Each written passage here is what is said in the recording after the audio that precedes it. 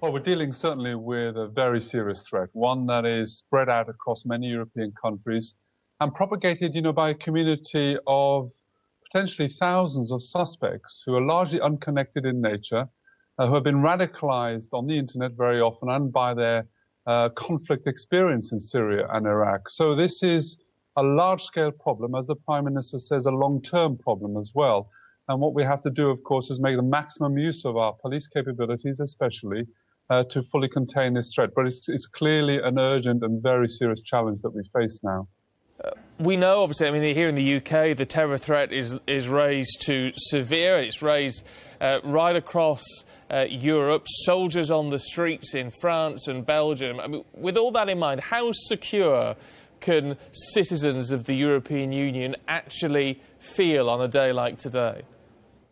Well, they can be reassured, of course, by the determined response by the security authorities in those and other countries. Clearly, what we're seeing now is determined action by the police to be proactive in their attempts to foil terrorist attacks, to disrupt certain cells as well. And across Europe, Europol and others are engaged in increasing our capabilities to quickly exchange intelligence, to track terrorist finance, the movement of firearms, for example. So significant amounts of work being done now. And I think the public can be assured by that, and also by the very, very determined nature that we all have to combat this threat. But in terms of the reassurance that our viewers would hope for in something like this, we have to be realistic, don't we?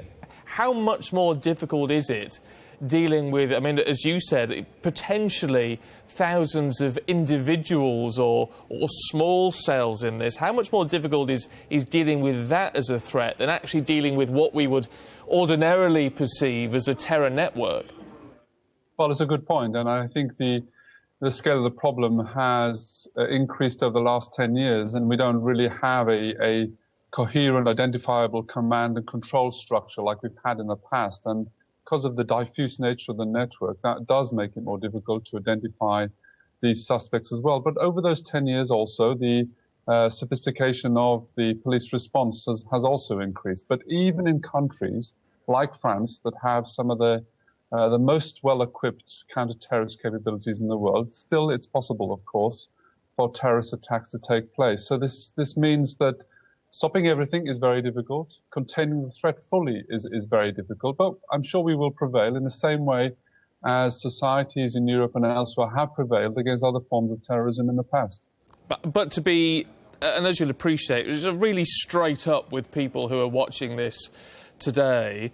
You're saying then, are you, effectively, that there is no guarantee that because this is a diffuse network of extremists and maybe individuals, there is absolutely no guarantee that this can be stopped?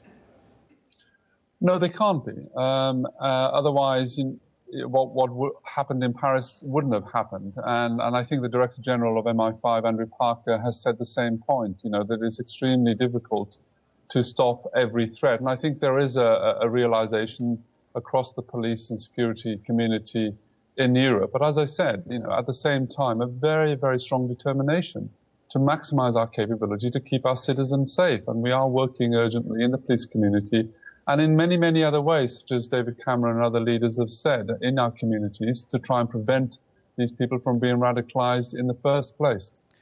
So what is the key to this, then, from your perspective, in terms of moving forward?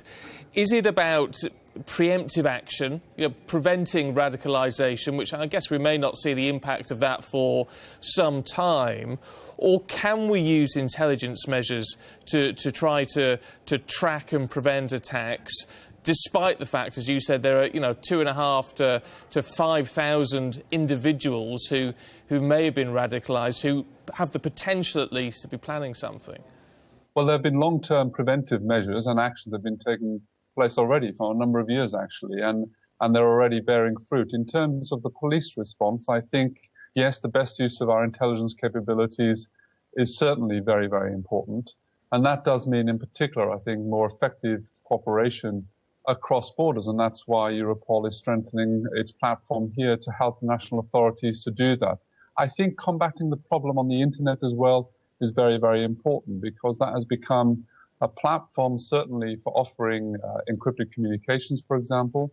It works as a recruitment tool, as a propaganda tool, as we've seen from these terrible videos that are produced by IS. Also work on the internet is an urgent part of our work. There are many things that can be done, many things that are being done to deal with this problem in many different ways. How big a problem is encrypted communication? We know it's used, I mean, everyone uses encrypted information, from whether we know it or not, on our computers and phones and what have you. The Prime Minister has said he would like to see that got rid of, and a former advisor to President Obama has said that's absolute nonsense. Where do you stand on all of this? Is it something we need to look at?